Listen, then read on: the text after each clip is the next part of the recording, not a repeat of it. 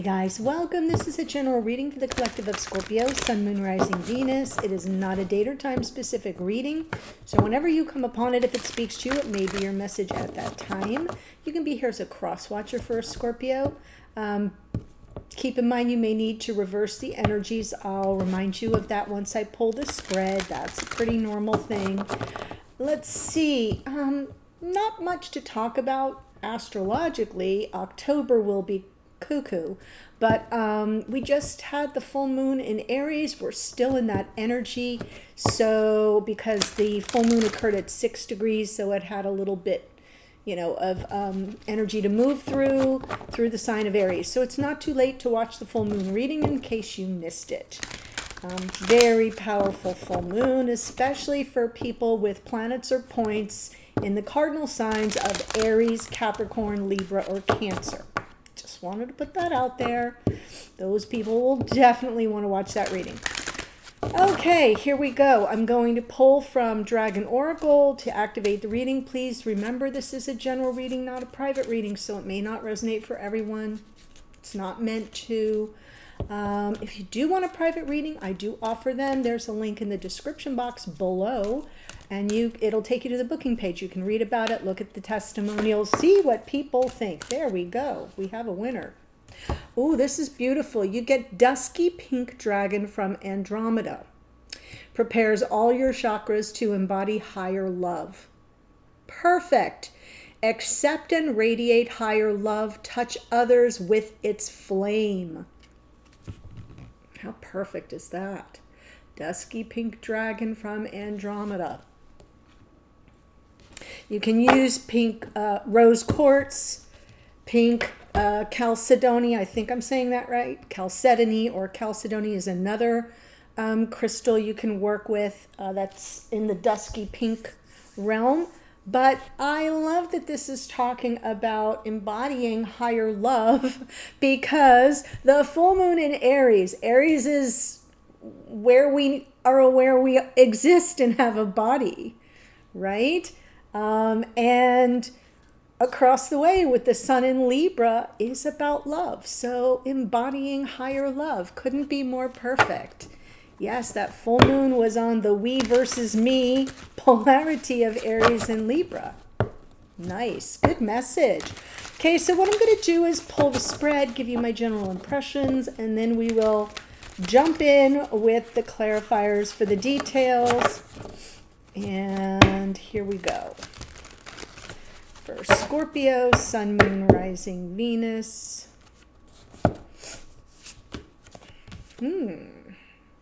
So we're stepping into the reading with a little bit of,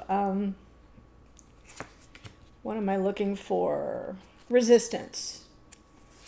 Possibly some defensiveness. Feeling a need for self-protection on some level, Scorpio. And this is the point where I remind you, in this spread, which is a split soulmate spread, I set the intention that this side of the spread is for the sign I'm reading for or about, which in this case is Scorpio. Thus, this would be Scorpio's divine counterpart. It can come through reversed, especially if you're here as a cross watcher, right? You may identify with this side. Perfectly fine to reverse it, because I'm drawing on energy of the collective of those of you watching. So, present energy, 7 of Wands. Got it.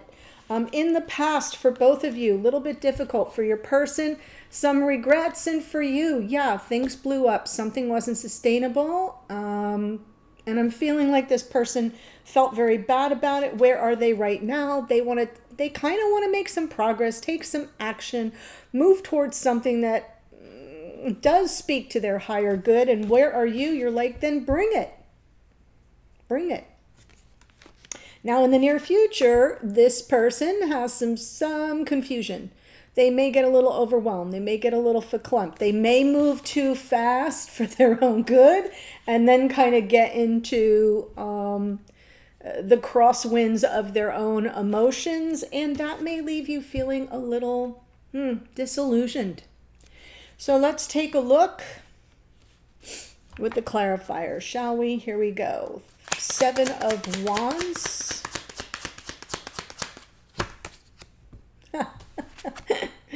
Yeah, Spirit's like, yes, This is self-protective. This is like, I've got to protect.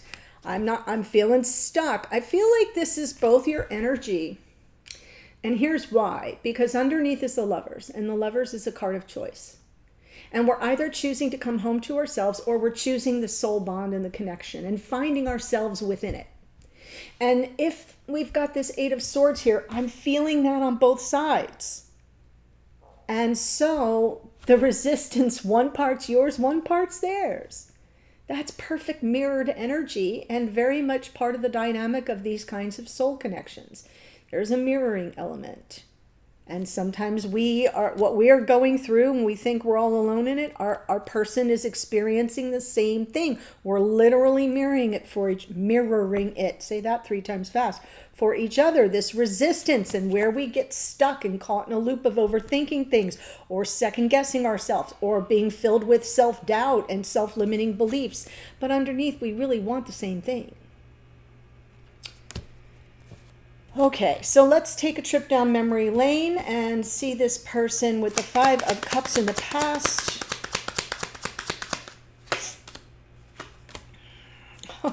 Right. So whoever this person is, and this will kind of determine if this is actually your reading, they have a lot of regrets about maybe self-sabotaging. Things definitely did not go well here. We're looking at the past. I feel lots of mixed messages. I just feel this person wasn't really sure what they wanted. And so they talked a good game, but then didn't follow through. Or with the 5 of Swords, there's sometimes that, it's a little bit gaslighty, like, no, I didn't say that thing that you said I said. And they have regrets about it. And look at what's underneath. Judgment. On some level, this person was going to seek some forgiveness, second chances, a do-over, redemption on some level. I kind of feel they got lost in the weeds. And so what was said or what was done wasn't really the truth of how they felt. I think they just didn't know. And that's where they're headed again. Okay, so this is somebody who is on the path to sort things out. They get stuck, they get overwhelmed. That's why we see this sort of defensive posture and this prison of their own making in their mind kind of energy. What it looks like happened is there was some game playing.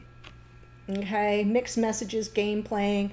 And this person feels badly about it or felt badly about it since we're looking at the past. Where are they now? They'd like to move forward. So let's see the Chariot.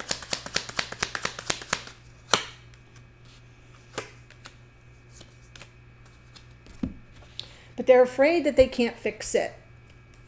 Right? So they're torn. They're kind of sorting with their options here. The 2s are always about choice, decisions, getting clear about things, sizing up realities on the ground, especially the 2 of Pentacles. And sometimes we can feel torn. And I feel like this person really wants to move forward, but they have fears. This is someone who kind of falls into old patterns. And this has been coming up a lot lately. So it isn't just for this sign. I've seen it in other readings that there's sort of this, reverting back to the default. And the default is coming from egoic resistance and fears that try to keep us small. So I'm not seeing the devil in a negative way other than to say that it's definitely a pattern that needs to kind of be fixed. And I feel this person really wants to make that effort and be successful at it. The Chariot is a triumph and victory card. They're just not sure how to go about it, and they're not sure they can fix it. So they have some fears around that, which again explains more of that 7 of Wands defensive energy. So let's see the 7 of Cups in the near future. Moon. There's more fear. But now look at it. It's kind of, there's some ascension here. Okay, so still have the confusion, still have the emotional overwhelm, still have some fears. But when the moon shows up, it's like, but I'm sensing something. Or this person is not great with using their intuition. You are. They're not. And it feels to me like all of a sudden they start to get hints of something. Some clarity comes in. Oh, now I see, right? So the fear dissipates a bit and they follow their intuition more, and the timing couldn't be more perfect. There becomes this awareness, this epiphany. Oh, the universe has my back.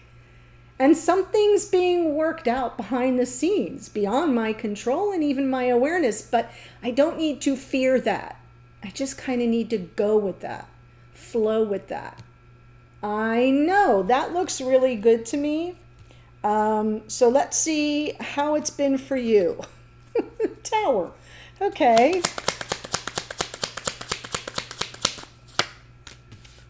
Look at the mirrored energy here with the Five of Cups. Oh my goodness. And now we have the King and Queen of Wands here. Yeah, I feel like you were totally disempowered in the situation. I feel like this person, to you, it may have been experienced as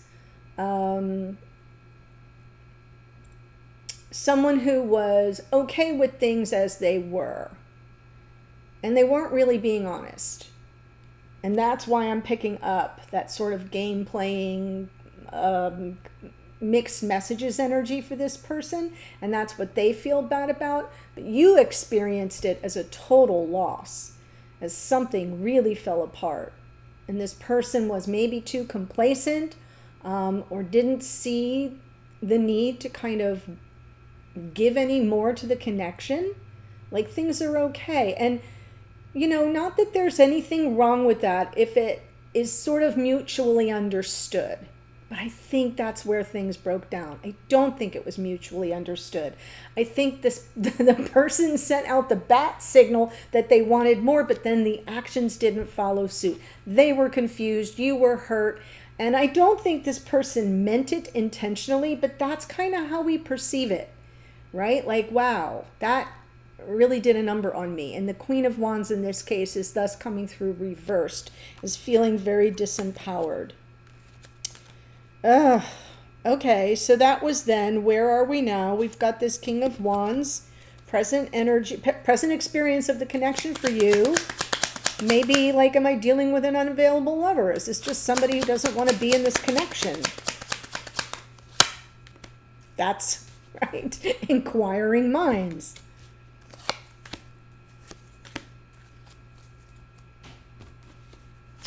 I do think you're curious to know if it's possible to reconcile this situation, to kind of find the joy again, come back together. Would that be very healing? Is this person open to it? Are they interested? You're coming through with lots of curiosity. Okay, sort of like, I wonder if.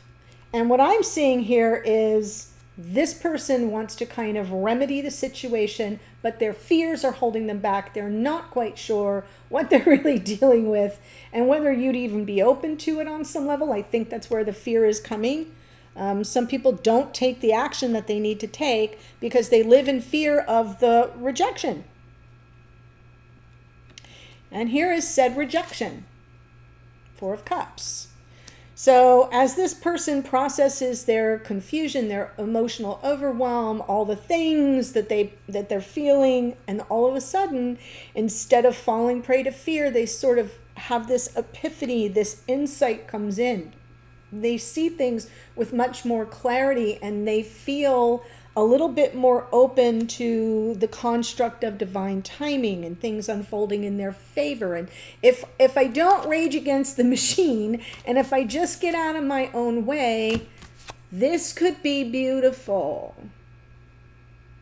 This could be beautiful. Oh, I could cry. So let's see the Four of Cups in the future. Justice, Two of Swords, Hermit. So now, Again, we've got somebody that's kind of coming upon this awareness, maybe far slowly, than makes you happy. You might have a little bit of disillusionment, and you might be feeling things just aren't fair. There's just something that there's no balance here.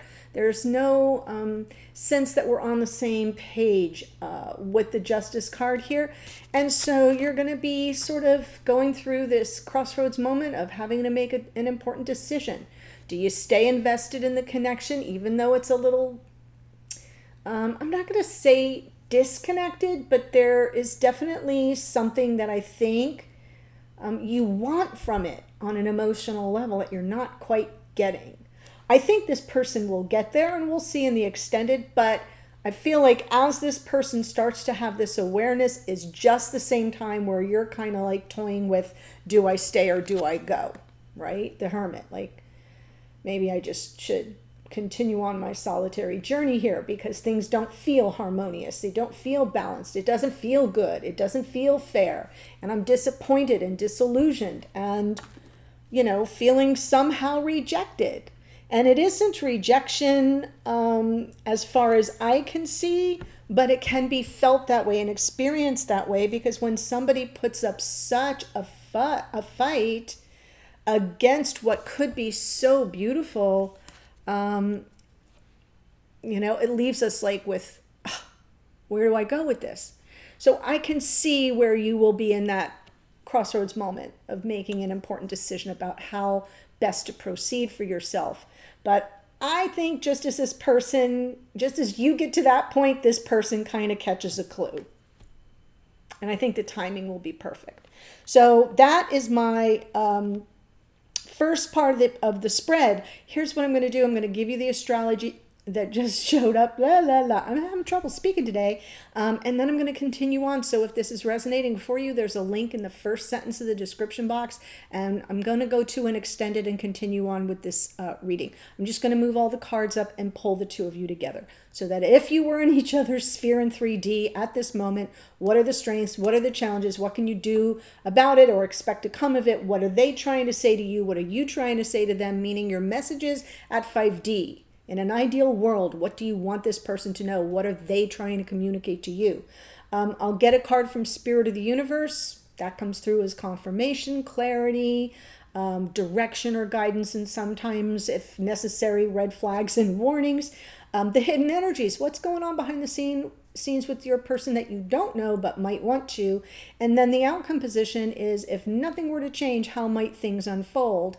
And that's the beauty of tarot, because that's where you get to say, I'm not nuts about that outcome. And you can see throughout this part of the reading and the extended all the ways in which you can make subtle changes to manifest the outcome you do desire. Okay, so it's always best to use tarot as a prescriptive tool, not a predictive tool. Be invested. Okay, so we have the Lover's card is Gemini. We've got Judgment is Pluto, which rules Scorpio. So there you are. We have the Chariot is Cancerian energy. The Devil is Capricorn. The Moon is Pisces. All our water signs are here, as always.